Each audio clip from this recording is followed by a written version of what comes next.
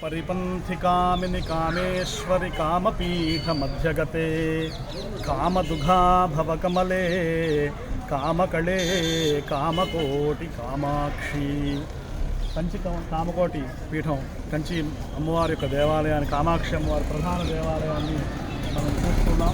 ఇక్కడ కాంచీపురంలో ఇవి 4 ఉంటాయి, 4 ద్వారాలు ఉంటాయి.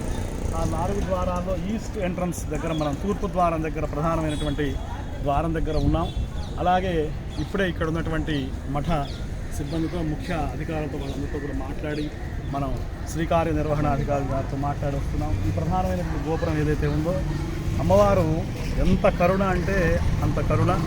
ఈ భూమండలానికి మొత్తానికి నాభిస్థానం కాంచీపురం. అటువంటి కాంచీపురంలో మీకు ఎప్పుడు కూడా చాలా ఆనందంగా ఉంది.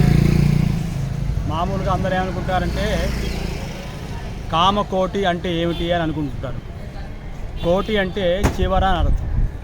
అంటే సమస్త కామములకు చివర ఏది మనకు కావాలనేటువంటి వాళ్ళు ఉంటారో వాళ్ళు ఇక్కడికి రావడం వల్ల వాళ్ళు కామకోటి అంటే కామముల యొక్క పారం. అంటే కామం మొత్తం తీరితే ధర్మ అర్థ కామం తర్వాత ఏమిటి అంటే మోక్షం.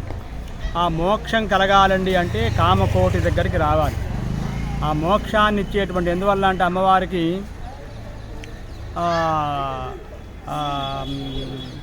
అమ్మవారికి ఒక పేరు ఉంది, ఒక అష్టోత్తరంలో ఒక పేరు వస్తుంది. అమ్మవారికి పునరావృత్తి రహిత పురస్థాయ నమః అని అమ్మవారికి పేరుంది ఒకటి.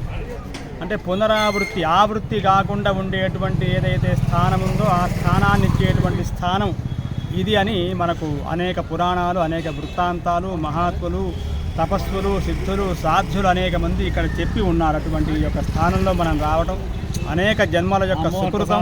అమ్మవారి యొక్క ప్రసాదాన్ని మేము బయటికి వెళుతుంటే అమ్మవారి యొక్క ప్రసాదాన్ని అక్కడ ఉండేటువంటి ప్రధానమైనటువంటి స్వాములు మనల్ని పిలిచి ప్రసాదాన్ని అమ్మవారు ప్రసాదించినటువంటి యొక్క సన్నిధానం.